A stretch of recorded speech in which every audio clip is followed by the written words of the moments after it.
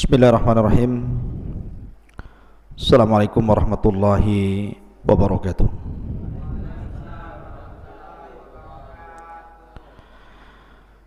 Alhamdulillah wassalatu wassalamu ala Rasulillah wa ala alihi wa sahbihi wa mawalah wa la hawla wa la quwata illa billahi wa ba'du. Qala Allah azza wa jalla: Ya ayyuhalladzina amanu taqullaha haqqa tuqatih wa la tamutunna illa wa antum muslimun. Wa qala sallallahu alaihi wasallam: Man salaka tariqan yaltamisu fihi ilma sahhalallahu bihi tariqan ilal jannah. Amma ba'du. Baik, kita lanjutkan kajian kita masih membahas Qasasul Anbiya, dan malam ini kita akan membahas tentang kisah Nabiullah Yahya alaihi salatu wassalam. Ma'asyiral muslimin yang dimuliakan Allah subhanahu wa ta'ala, kisah Nabi Yahya ini berbeda dengan kisah-kisah para nabi yang lainnya, karena Nabi Yahya ini salah satu nabi yang dipisahkan antara kepala dan badannya ataupun dipenggal karena suruhan Raja Herodia kala itu, dan kepalanya dijadikan mahar wanita pelacur. Sehingga kisahnya ini memang menarik untuk kita kisahkan, dan nanti syarat dengan pelajaran kalimat per kalimat dalam Al-Quran, tepatnya dalam surah Maryam. Karena cerita itu bukan hanya dinikmati kisahnya, tetapi cerita dalam Al-Quran itu setiap ayat per ayat itu ada makna yang harus dipikirkan dan diusahakan untuk diamalkan. Makanya Allah subhanahu wa ta'ala mengatakan Iqra, baca. Bukan hanya dibaca saja, tetapi juga tadabbur ayat-ayat dalam Al-Quran. Kisah Nabi Yahya ini tidak lepas daripada kisah Nabiullah Zakaria. Baik, kita akan masuk pada surah Maryam ayat kedua dan seterusnya. Allah subhanahu wa ta'ala berfirman, Kaf ha ya ain sad, Dzikru rahmati rabbika abdahu Zakaria. Ka ha ya ain sad ini adalah huruf-huruf hijaiyah yang banyak di permulaan Al-Quran atau di permulaan surat-surat dalam Al-Quran. Ahli tafsir, kalau antum baca tafsir, biasanya tidak ada yang mentafsirkan, hanya mengatakan Allah lebih tahu tentang maknanya. Tetapi para ulama memberikan penjelasan kalau ada penggalan-penggalan huruf hijaiyah seperti alif lam mim, alif lam ra, atau seperti di sini ka ha ya ain sad, atau toha, yasin, dan yang semacamnya. Kenapa Allah subhanahu wa ta'ala selalu letakkan di permulaan surat dalam Al-Quran? Karena Allah letakkan sebagai tantangan Allah kepada orang-orang yang diturunkan Al-Quran kepada mereka. Lah, Quran itu turun di mana? Turun di Mekah. Dan orang-orang Mekah kala itu berbahasa Arab, dan Al-Quran turun menggunakan bahasa Arab. Seolah-olah Allah ingin katakan, bahasa kalian sama dengan bahasa Quran, menggunakan bahasa Arab. Artinya bahwa bahasa yang kalian rangkai itu tidak lebih daripada alif sampai ya. Sama dengan Quran juga sama, tidak lebih daripada alif sampai ya. Kalau kalian meragukan Al-Quran, maka silahkan rangkai dengan huruf hijaiyah yang kalian hafal dari alif sampai ya, itu kalimat-kalimat semacam Al-Quran. Makanya Allah mengatakan kul hatu burhanakum in kuntum shadiqin. Ya. Ma'asyiral muslimin yang dimuliakan Allah Azza wa Jalla, ini bentuknya tantangan gitu ya. Kalau kalian tidak yakin dengan Al-Quran, Quran kan pakai bahasa kalian, buat seperti Quran. Itu maksudnya kenapa potongan-potongan huruf hijaiyah ini selalu diletakkan di permulaan surat dalam Al-Quran. Begitu penjelasan para ulama. Kemudian Allah mengatakan penjelasan rahmat Tuhanmu kepada hambanya Zakaria. Idnada rabbahu nidaan khafiyah, ketika dia berdoa kepada Tuhannya dengan doa yang sangat lembut. Artinya dengan doa yang tidak perlu diteriakkan, karena Allah itu dekat dengan kita. Makanya sahabat Nabi SAW pernah berkata kepada Rasul, ya Rasulullah, Rabbuna qaribun am ba'id? Rasul, Tuhan kita ini jauh apa dekat? Wa idza kana qaribun fa nunaji wa idza kana ba'idun fa nunadi. Kalau memang dia dekat kita bisik-bisik saja, tapi kalau dia jauh kita panggil-panggil. Maka Allah Subhanahu wa taala turunkan ayat wa idza sa'alaka ibadi anni fa inni qarib. Apabila hamba-hambaku bertanya soal aku ya Muhammad, katakan aku dekat. Jadi tidak perlu doa itu teriak-teriak. Doa itu tidak perlu berteriak-teriak, tetapi dengan cara nidaan khafiyah, seperti doanya Zakaria. Kemudian Allah mengatakan qala rabbi inni wahanal azmu minni wasta'ala ar-ra'su syaiban. Zakaria berkata, ya Rabb, sesungguhnya telah lemah tulang ini, dan juga sesungguhnya rambut ini telah beruban memutih. Walam akun bidu'aika rabbi syakiya, dan aku menjadi dengan doa kepadamu tidak pernah kecewa. Artinya dia terus berdoa dan tidak pernah bosan untuk tidak berdoa. Dan harusnya seperti itu ikhwan. Yang tahu nilai sebuah doa itu para nabi. Kadang-kadang orang itu kalau ada masalah bukan mengadu kepada Allah, malah nulis status. Jadi minta bantuan kepada orang-orang yang ada di Facebook, yang ada di Instagram, yang membuat masalah itu Allah, yang mengangkat juga Allah. Jadi kalau ada masalah tidak perlu ditulis di status.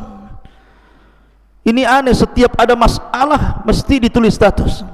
Lagi galau, ngapain orang coba tulisan begitu?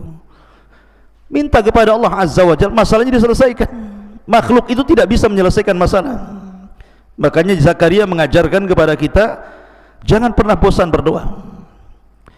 Kemudian Allah mengatakan wa inni khiftul mawaliya min warai wa kanat imraati akhiran fahabli min ladunka waliyan yarithuni wa yarithu min ali yaqub waj'alhu rabbi radiyya. Kemudian Zakaria mengatakan, dan sungguh aku khawatir keluargaku, kerabatku dari belakangku, maksudnya kalau tidak ada keturunan, dan dia istriku seorang yang mandul. Artinya secara medis tidak mungkin melahirkan, karena orang mandul tidak mungkin melahirkan. Fahabli min ladunka waliya, maka berilah kepadaku dari sisimu waliya, pertolongan. Untuk apa? Yarithuni, agar dia mewarisi diriku.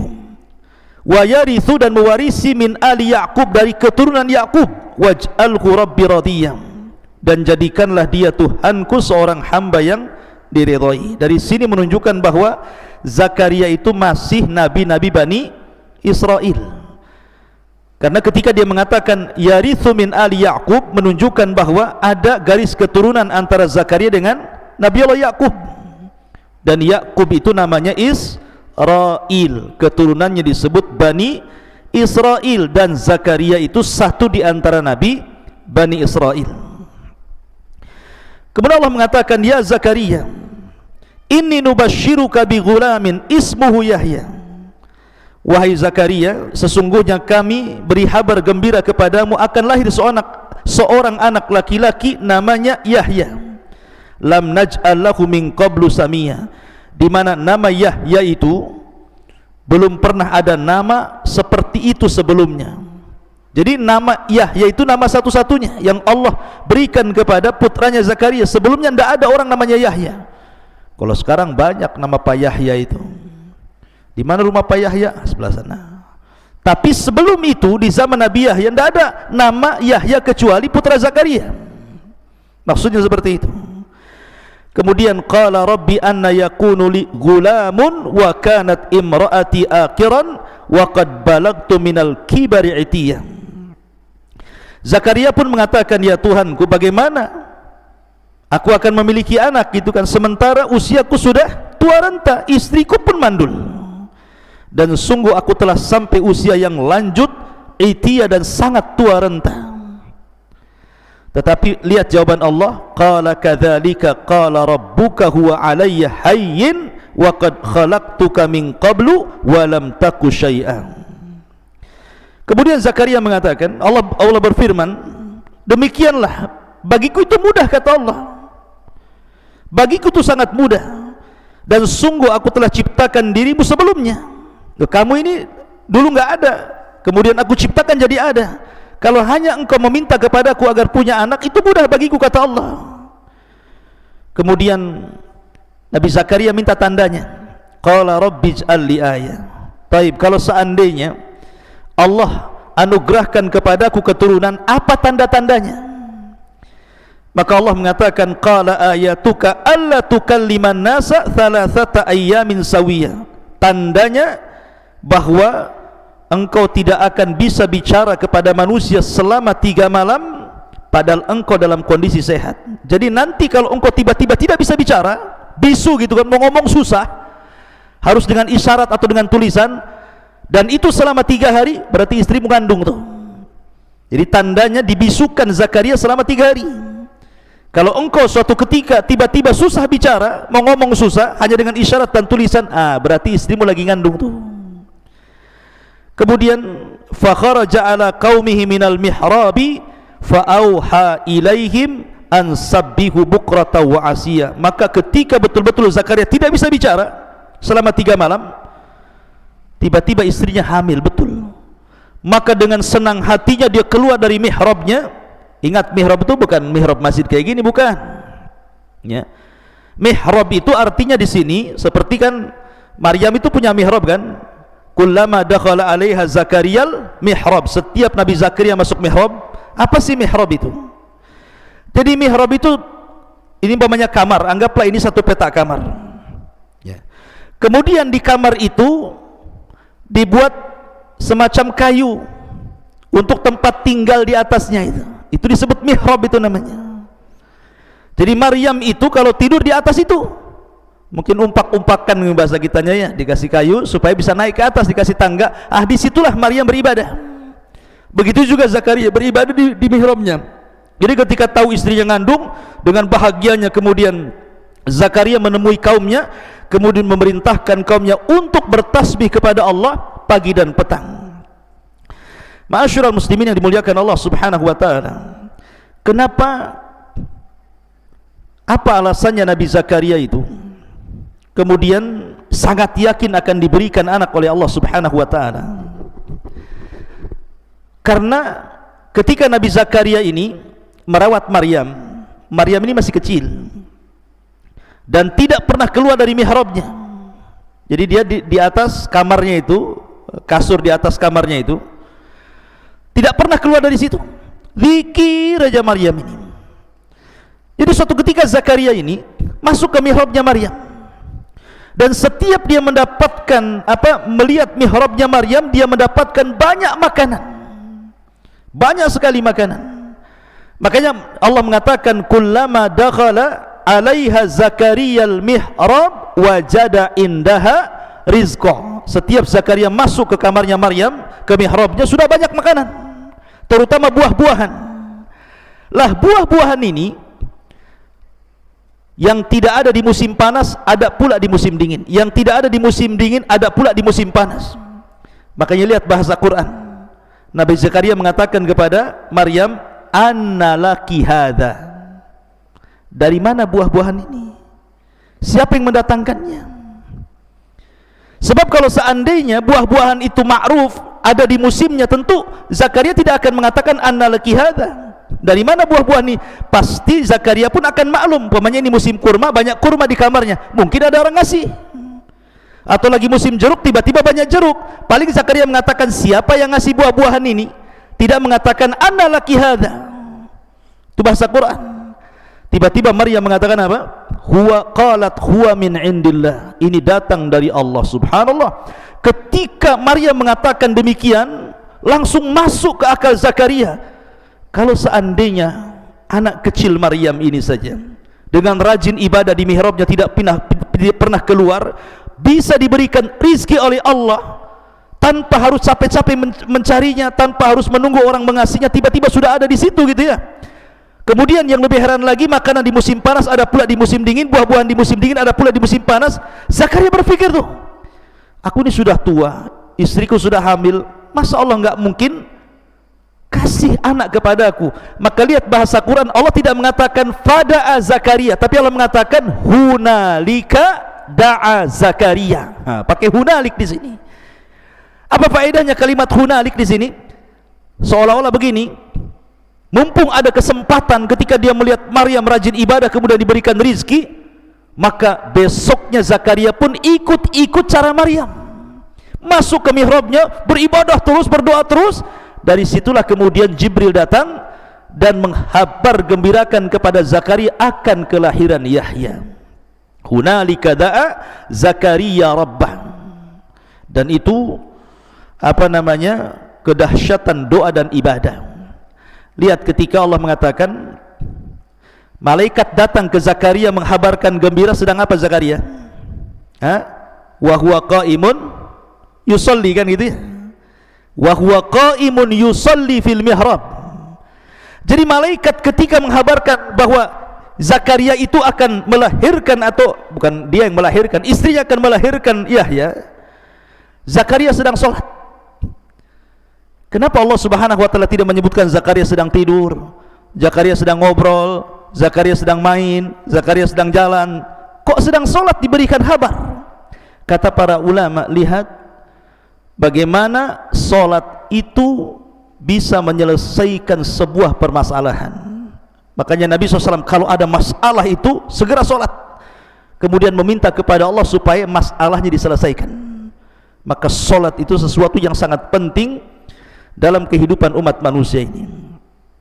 Baik, setelah kemudian Allah Subhanahu wa taala anugerahkan Zakaria seorang putra namanya Yahya.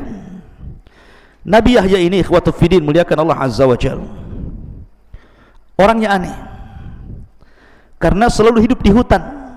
Jadi kecil-kecil itu hidup di hutan dia. Dia tidak pernah bergaul dengan kawan-kawan sebayanya. Sendiri dia hidupnya itu. Masih kecil belum balik itu, dia tidak pernah main sama kawan-kawannya, sampai kawan-kawannya mengatakan, hayyanal abmana, yuk kita main sama kita. Bukan di zaman sekarang, yuk kita main kelereng, main apa lagi, petak umpet, berenang, main futsal gitu ya, di zaman sekarang kan. Apa kata Zakaria? Allah tidak pernah menciptakan aku untuk main-main. Ma khalaqna lila'ib, ma khuliqna lila'ib, katanya. Aku tidak diciptakan untuk main-main, katanya. Kalau kayak Nabi Yahya kan mantap tuh. Ayo pal, main bola. Aku nggak diciptakan untuk main-main. Gitu. Ya. Main bola pal. Ayo, di mana? Ini repot antum.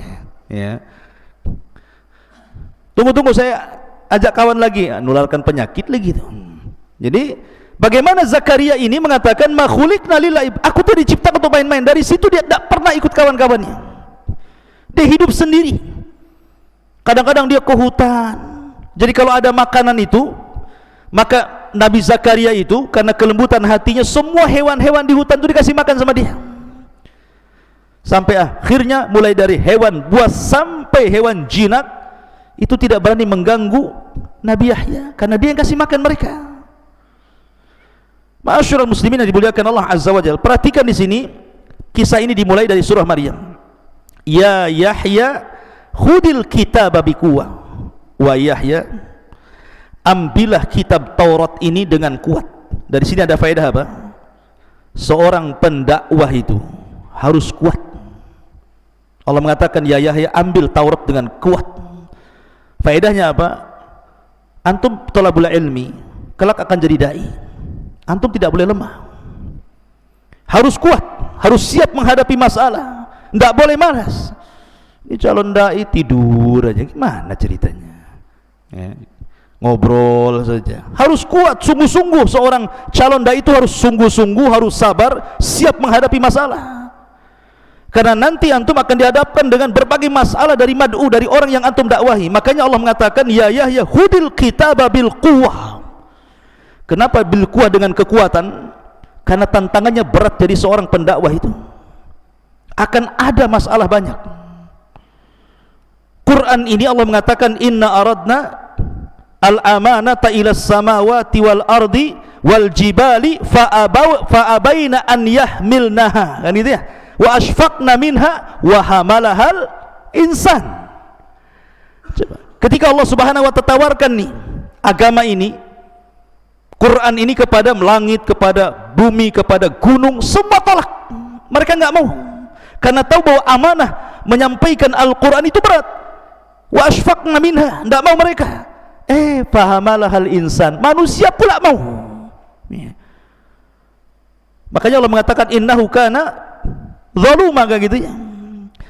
Qatu firin muliakan Allah Azza wa Jalla. Jadi faedahnya, khudil kitaba bil quwwah. Antum calon-calon dai harus kuat. Dari sekarang harus kuat, jangan membleh, jangan malas. Wa atainahul hukma sabiyya, dan kami telah memberikan hikmah, ilmu, pengetahuan, kecerdasan kepada Yahya sejak dari anak-anak. Makanya tadi diajak main dia nggak mau. Bahkan suatu ketika Nabi Zakaria ini kehilangan Yahya, namanya anak-anak gitu kan, hilang 3 hari, pusing tuh Nabi Zakaria itu, kemana ini Yahya ini pergi ini. 1 hari tidak ketemu, 2 hari nggak ketemu, 3 hari nggak ketemu, pas hari ketiga baru ketemu. Rupanya Nabi Yahya sedang menggali kuburan, lahat. Kemudian dia duduk di samping lahat itu sambil menangis. Kemudian Zakaria datang dan mengatakan, wahai Yahya, ya bunai, wahai anakku, aku sudah mencari kamu 3 hari, aku tidak melihat dirimu. Dan ini kuburan siapa? Kau hendak menggali untuk siapa? Kuburan untuk siapa ini? Yahya sambil menangis mengatakan, karena Yahya itu terkenal bakkain, orangnya itu suka nangis, suka sekali dengan nangis, karena takut kepada Allah Azza wa Jalla. Dan dia mengatakan, ya Abi, bukankah kau yang menghabarkan kepada aku bahwa antara kita ini akan berada di antara sorga dan neraka, dan yang bisa menghantarkan kita ke sorga itu adalah dengan tangisan. Maka aku melihat kematianku di sini, aku menangis. Maka dua-duanya sama-sama menangis akhirnya. Jadi Zakaria itu diberikan kecerdasan luar biasa. Itu sejak kanak-kanak itu. Makanya dia diangkat jadi nabi itu dari kanak-kanak sudah diangkat jadi nabi gitu. Karena Allah berikan kecerdasan. Tidak ada anak-anak di zamannya, bukan lagi anak-anak, orang dewasa yang paham Taurat kecuali Yahya. Jadi Allah sudah pahamkan Taurat itu sejak kecil. Sudah belajar Taurat, akhirnya paham. Kayak antum, seusia antum ini sudah hafal Quran plus dengan tafsirnya 30 juz, gitu maksudnya kan, mantap tuh. Ini Quran saja sudah belum hafal, cerita tafsirnya pula kan gitu ya. Jadi Nabi Yahya itu sejak kecil sudah hafal Taurat betul-betul, dan dia memiliki suara indah ketika membaca Taurat. Lihat Allah sifatkan bagaimana sifatnya Yahya ibn Zakaria ini. Wa hananan min ladunna wa zakatan wa kana taqiyya. Allah mengatakan wa hananan min ladunna, dan kami berikan perasaan sayang dari sisi kami. Jadi Yahya itu terlahir sebagai manusia penyayang. Kenapa Allah Subhanahu wa taala katakan kami masukkan ke hati Yahya itu perasaan sayang, sayang kepada sesama. Kalimat hanan dalam bahasa Arab, ikhwan, biasanya digunakan untuk kasih sayang seorang anak kepada orang tua. Itu kalimat hanan. Kenapa Allah Subhanahu wa taala sifatkan Yahya ibn Zakaria ini dengan sifat hanan, penuh dengan kasih sayang? Karena dia punya orang tua sudah tua. Zakaria itu sudah 100 tahun lebih usianya. artinya sudah kakek-kakek renta. Istrinya juga sama, sudah nenek-nenek. Yang dibutuhkan orang tua yang sudah renta itu kasih sayang dari anak-anaknya. Makanya antum itu kalau pulang sayangi orang tua antum. Diperintahkan apa saja selama tidak maksiat, siap bu, siap pak, begitu. Jangan nantilah, belum tidur, capek. Ini nggak jelas ini. Ya. Lihat Yahya ini.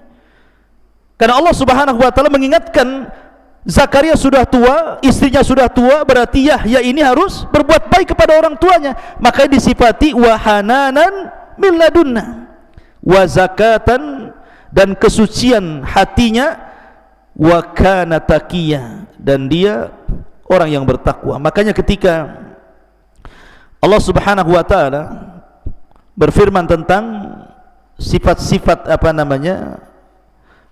setelahnya, wa barran biwalidayhi, lihat bagaimana seorang Yahya ibn Zakaria itu orang yang suka berbuat baik kepada orang tuanya. Walam yakun jabbaran asiya, dan dia tidak pernah sombong dengan orang tuanya dan tidak pernah durhaka dengan orang tuanya. Lihat bahasa Quran ikhwan, ketika Allah mensifati Isa dengan mensifati Yahya berbeda. Di sini Allah mengatakan apa? Wa barram biwalidayhi wa lam yakun jabbaran asiya, pakai asiya. Tapi ketika mensifati Isa apa? Wa lam yakun jabbaran syakiyah.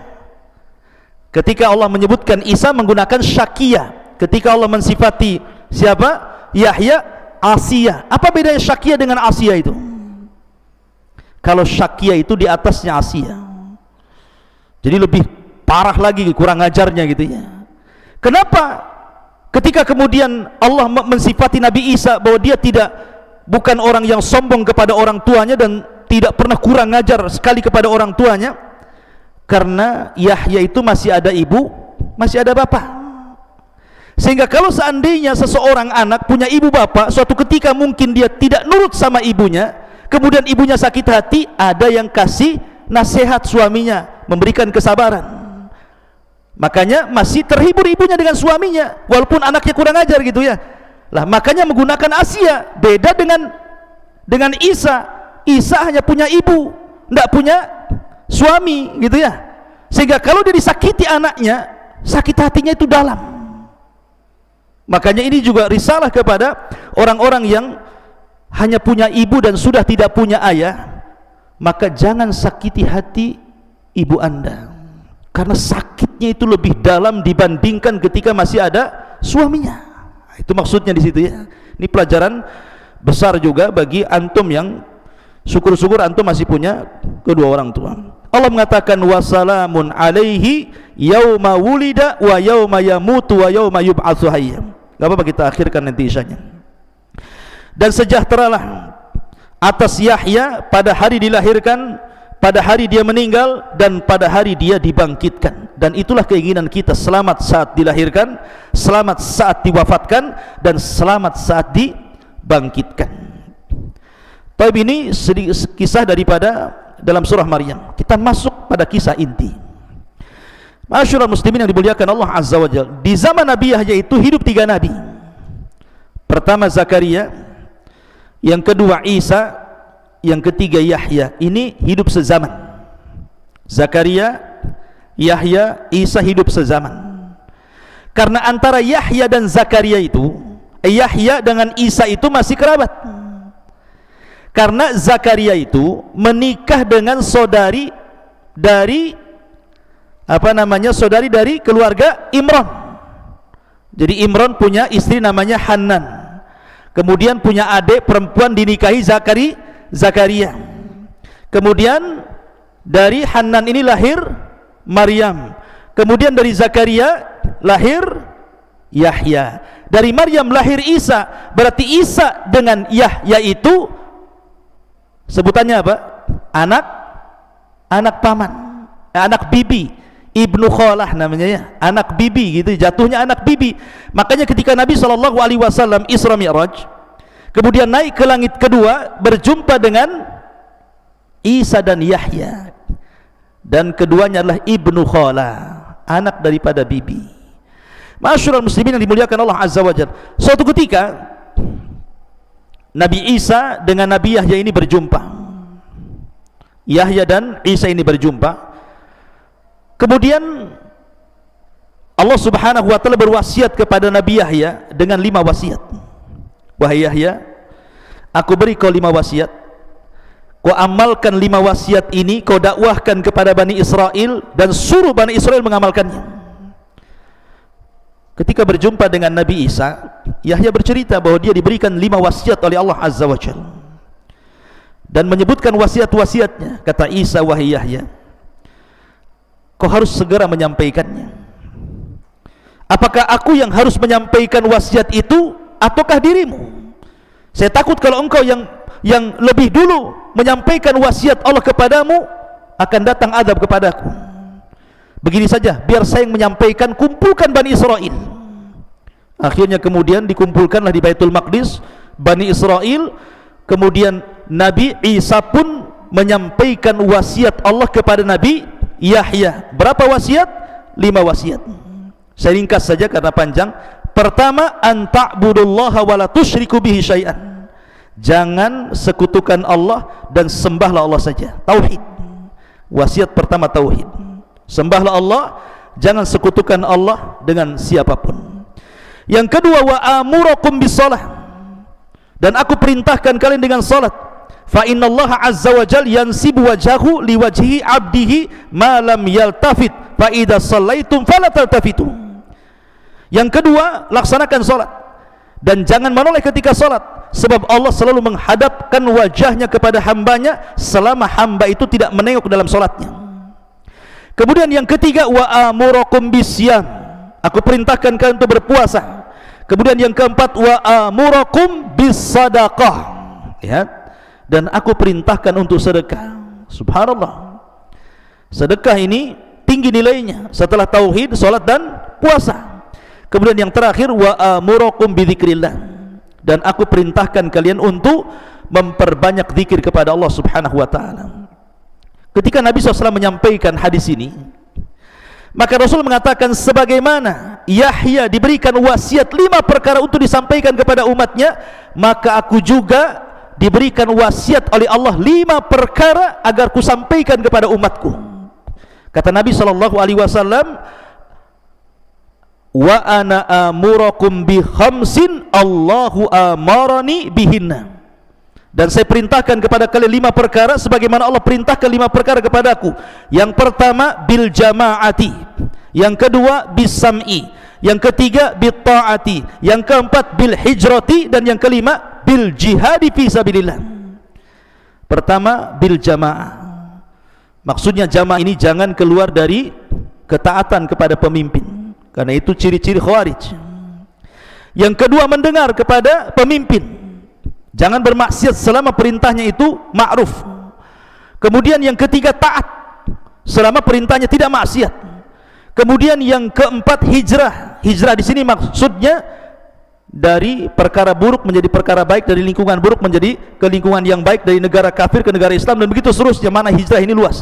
Kemudian yang terakhir, bil jihadi fi sabilillah, untuk berjihad di jalan Allah, baik dengan jiwa, dengan harta, dengan waktu, dan begitu seterusnya.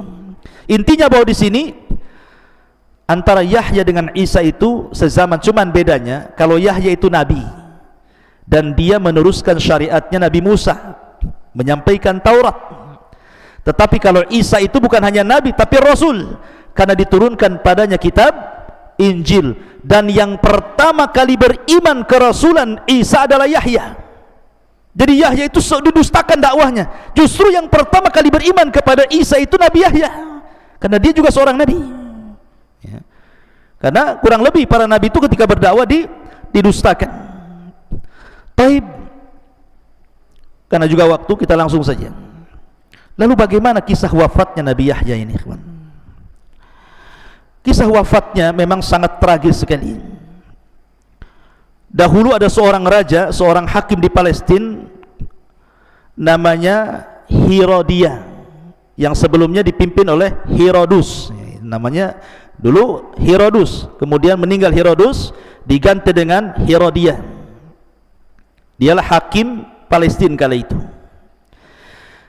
Dan Herodia ini dia suka dengan anak perempuan daripada bibinya. Jadi dia suka dengan anak perempuan bibinya, dan dalam syariat Nabi Yahya tidak boleh menikah dengan kerabat seperti itu, karena itu mahram dan haram hukumnya. Itu syariat dulu ya. Kalau syariat sekarang kan sepupu boleh menikah, kalau zaman dulu mungkin nggak boleh. Lah kadang raja ini kan sudah terlampau cinta dengan wanita itu, anak daripada saudarinya. Dalam riwayat saudarinya ada yang mengatakan anak bibinya itu yang cantik sekali itu. Masalahnya ibu daripada putri itu adalah orang yang paling bermusuhan dengan Nabi Yahya. Ibunya itu adalah wanita yang paling bermusuhan dengan Yahya, tidak suka dengan dakwahnya Nabi Yahya ya. Kemudian akhirnya terdengarlah bahwa raja akan menikah dengan orang yang tidak boleh dalam syariat Yahya dinikahi. Ketika itu Nabi Isa bin Maryam memerintahkan Yahya untuk mengajari Hawariyun, para sahabat-sahabat Isa ibn Maryam. Lah salah satu fatwa yang difatwakan oleh Yahya kepada Hawariyun itu, tidak boleh menikah dengan seorang wanita yang masih ada hubungan kerabat, seperti Raja Herodia ini dengan wanita tadi. Menyebarlah fatwa Nabi Yahya ini dari mulut ke mulut, dari telinga ke telinga, sampailah ke istana. Dan ingat, Nabi Yahya itu punya pengaruh, dia seorang orator. Kalau dia ceramah itu terpengaruh manusia banyak. Jadi ketika mendengar fatwa seperti itu, raja marah gitu ya. Bagaimanapun fatwa itu mengganggu istana, artinya bahwa istana terganggu dengan fatwa itu. Akhirnya kemudian suatu ketika wanita itu karena takut tidak jadi nikah dengan raja, maka sang ibu dari wanita yang hendak dinikahi raja itu disuruh menghantarkan khamar kepada raja untuk diminum. Maka Herodia pun meminum khamar, mabuklah. Ketika mabuk itulah ibunya mengatakan kepada anak putrinya, berdandanlah dengan dandanan yang paling cantik, lewatlah di hadapan raja. Akhirnya dia pun dandan dengan dandan cantik. Raja lagi mabuk, kemudian lihat wanita yang dicintainya tiba-tiba lewat dengan dandan yang paling cantik, makin gila dia. Gila kuadrat namanya. Udah gila-gila lagi, gila di atas gila ya. Maka akhirnya dikejarnya wanita itu dan mengatakan, ayo nikah sekarang, ayo nikah sekarang gitu ya.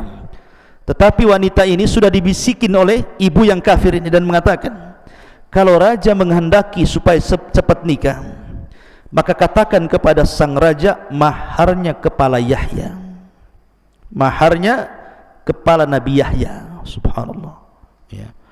Akhirnya kemudian ketika wanita itu ngomong sama raja, kau boleh menikahi diriku, tapi saya minta maharnya kepala Nabi Yahya. Raja ini kan bagaimanapun masih menghormati, karena terkadang dia pun minta fatwa kepada Nabi Yahya. Makanya dia mengatakan kepada wanita itu, janganlah minta yang itu. Kalau kau minta emas saya kasih, minta istana saya kasih, minta harta saya kasih, mau apa saja, tapi jangan itu. Tapi wanita itu mengatakan, tidak, itu mahar saya. Dengan sebab itulah akhirnya Herodia ini, Raja Herodia ini mengutus pasukan untuk menangkap Yahya dan memenggal kepalanya. Diutus pasukan besar. Lah Yahya sedang mengajar di masjid. Hawariyun, orang-orang Isa bin Maryam, sahabat-sahabat Isa bin Maryam, tiba-tiba masjid dikepung. Akhirnya Nabi Yahya pun dijemput dari mihrabnya, kemudian dipenggal kepalanya, dipisahkan dengan badannya. Celakanya lagi, badannya dikirim kepada bapaknya Zakaria.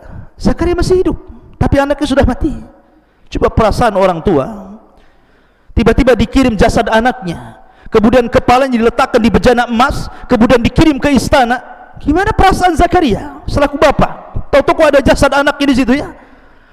Akhirnya kepala Nabi Yahya ini diletakkan di bejana emas, dikirim ke istana.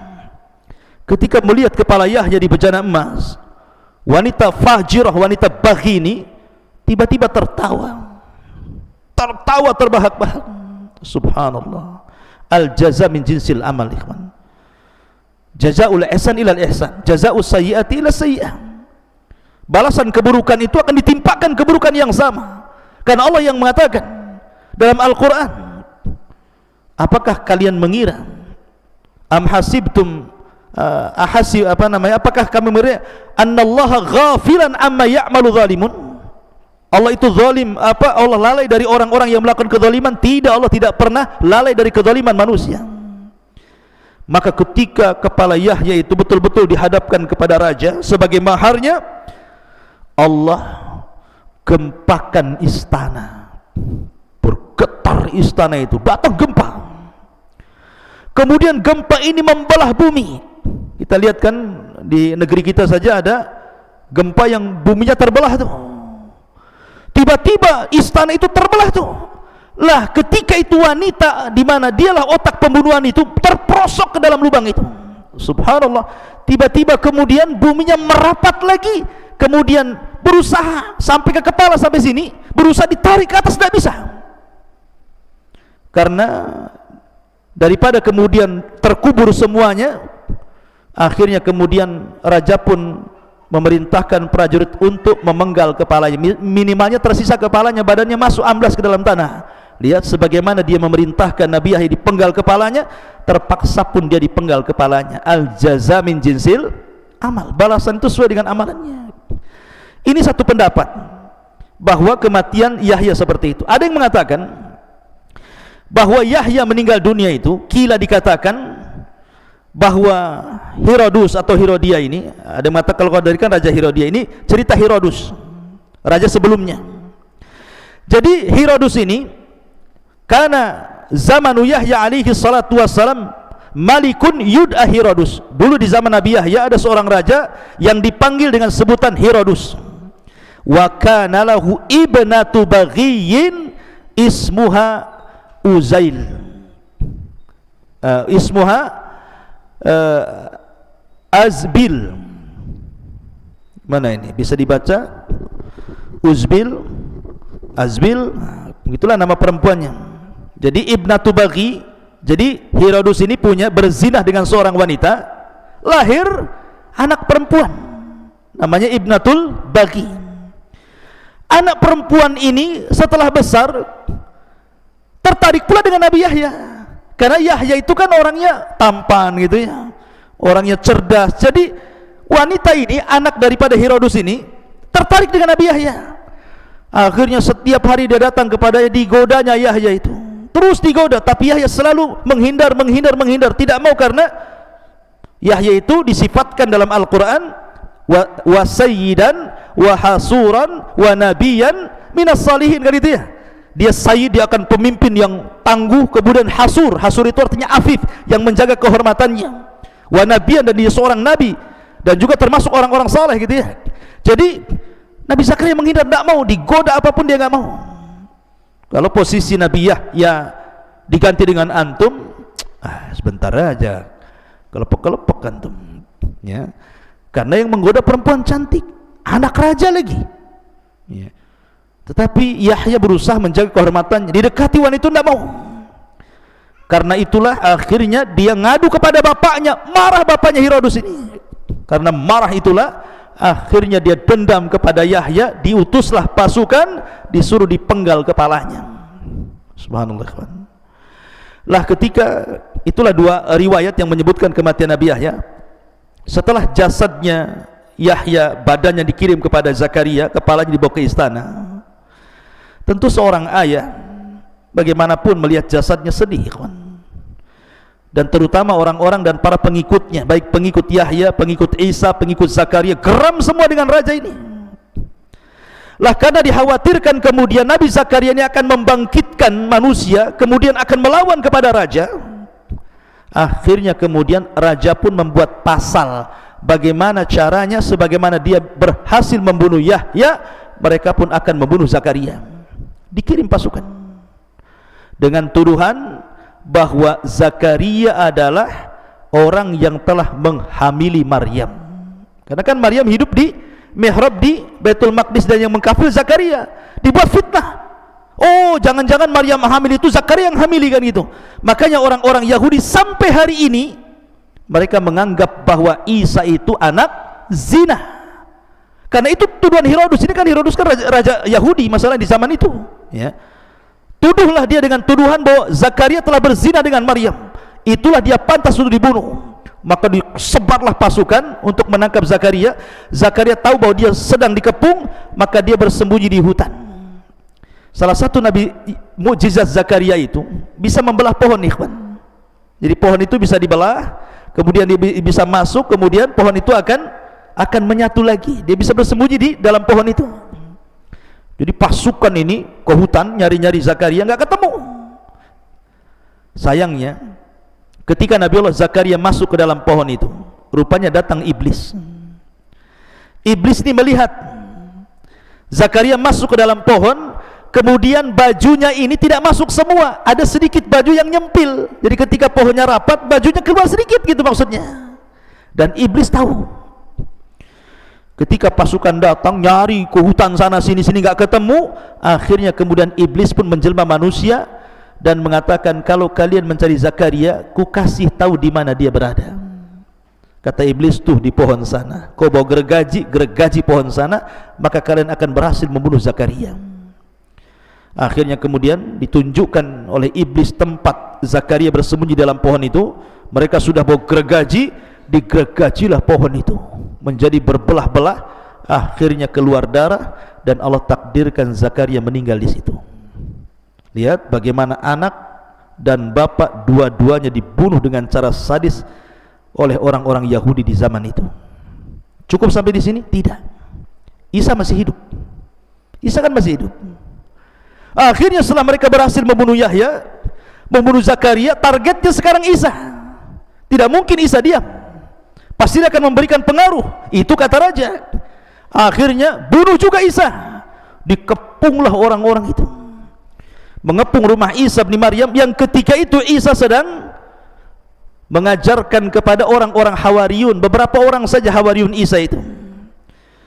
Dan ingat, kalau antum berjumpa dengan orang-orang Nasrani ataupun orang-orang yang mu'alaf masuk Islam dan dulunya dia seorang Nasrani, biasanya keyakinan yang tersebar di antara mereka bahwa yang diserupakan dengan Isa adalah pengkhianat. Pengkhianat, salah satu murid Isa yang berkhianat. Memang ada pendapat seperti ini, tetapi dalam Islam pendapat yang kuat bukan. Yang diserupakan dengan Isa adalah muridnya Isa sendiri, bukan murid Isa yang berkhianat, ya. Dan itu pendapat kita kaum muslimin. Jadi yang meninggal itu, yang disalib, yang ditangkap, disalib, dibunuh itu salah satu murid Isa, bukan murid Isa yang berkhianat sebagaimana yang mereka sangkakan seperti itu. Sebagaimana fatwa daripada Syekh Shalih Fauzan hafizahullah taala. Jadi yang meninggal itu salah satu muridnya. Lah muridnya ini berkorban untuk nabinya. Ketika Isa mengatakan, siapa di antara kalian yang mau Allah jadikan wajahnya serupa dengan wajahku, maka dia akan menjadi saudaraku kelak di sorga, menjadi temanku di sorga. Maka yang paling mudah mengatakan, saya wahai Nabi Allah. Maka akhirnya diusaplah wajahnya oleh Isa, kemudian wajahnya persis mirip dengan Isa bin Maryam. Kemudian Isa merintahkan Hawariyun yang lainnya untuk menyebar, pergi, menghindar, dan disuruh mendakwakan Injil supaya Nasrani ajaran Injil kemana-mana. Tetapi setelah mereka pergi, yang ada di rumah itu cuma dua, Isa dengan salah satu muridnya yang diserupakan dengan Isa. Maka Isa pun kemudian oleh Allah ditidurkan, inni mutawaffika, ya Isa, aku wafatkan. Mutawaffi di sini artinya apa? Allah tidurkan, bukan Allah matikan, Allah tidurkan. Makanya doa setelah tidur apa? Siapa yang hafal doa setelah tidur? Doa setelah tidur apa? Alhamdulillahilladzi amatana ba'dama ahyana ba'dama amatana wa ilaihi nusyur, kan itu. Ya alhamdulillah, segala puji bagi Allah yang telah menghidupkan dari kematian. Berarti mati tidak harus hilang nyawanya. Tidur itu disebut mati juga, gitu maksudnya di sini, ya. Maka kalimat inni mutawaffika wa rafi'uka ilayya, sesungguhnya aku wafatkan, maksudnya aku tidurkan dan aku angkat engkau hai Isa. Ketika Allah sudah angkat ke langit, datanglah rumah itu dikepung oleh tentara raja itu, kemudian ditangkaplah orang yang menyerupai Isa, padahal itu murid setianya Isa. Hawariyun Isa ditangkap, kemudian dibunuh, disalib, Maka orang Yahudi mengatakan qatalnal Masih ibn Maryam, kami sudah membunuh Al-Masih ibn Maryam. Allah bantah, wa ma qataluhu wa ma sallabuhu walakin syubbiha lahu bal rafa'ahu Allahu ila sama. Mereka tidak membunuh Isa, mereka tidak menyalib Isa, bahkan yang dibunuh dan yang disalib, yang diserupakan Isa, bahkan Isa diangkat ke langit. Ya, sekaligus 3 nabi jadi target. Kalau Allah Subhanahu wa taala tidak angkat Isa ke langit, tentu Isa pun jadi sasaran pembunuhan. Tetapi sudah kudrah, sudah kudrat Allah, artinya kehendak Allah bahwa seorang rasul tidak mungkin mati dibunuh. Rasul tidak mungkin mati dibunuh, karena rasul itu membawa syariat baru. Tidak mungkin nabi yang membawa syariat baru, rasul gitu ya, dibunuh. Makanya lihat para rasul ulul azmi itu, mereka tidak mati dibunuh supaya bisa menyebarkan risalahnya. Dan para ulama mengatakan ketika Isa naik ke langit, maka Isa sudah menyampaikan seluruh risalah Injil kepada kaumnya. Artinya ketika diangkat itu sudah tidak lagi ada beban menyampaikan Injil. Makanya ketika turun di akhir zaman, dia tidak lagi diperintahkan Allah untuk menyebarkan Injilnya, tetapi ada tugas lain. Pertama, intinya tugasnya adalah membunuh Dajjal. Kemudian setelah itu mematahkan salib, membunuh babi, dan berhukum dengan hukum keadilan. Dan Isa akan hidup di akhir zaman. Adapun apakah Isa menikah kemudian punya anak, wallahu a'lam, hadisnya juga lemah. Tapi yang jelas Isa akan turun di akhir zaman, menunjukkan bahwa kenapa Isa turun di akhir zaman, salah satu faedahnya bantahan kepada orang Yahudi dan Nasrani. Apa bantahan kepada Yahudi? Kalian ngomong aku sudah mati, ini aku turun loh, aku masih hidup. Nah gitu maksudnya. Adapun bantahan kepada Nasrani, karena Isa sholat di belakang Imam Mahdi, nggak mungkin Tuhan sholat di belakang Imam Mahdi. Mereka kan mengatakan bahwa Isa itu Tuhan, ada yang mengatakan Isa anak Tuhan, Isa satu di antara 3 Tuhan, kan itu ya? Tidak.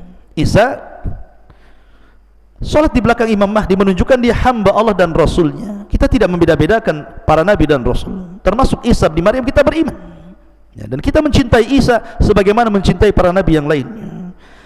Wallahu a'lam. Ini diantara kisah Nabi Yahya ibn Zakaria. Subhanallah bihamdika asyhadu an la ilaha illa anta astaghfiruka wa atubu ilaik.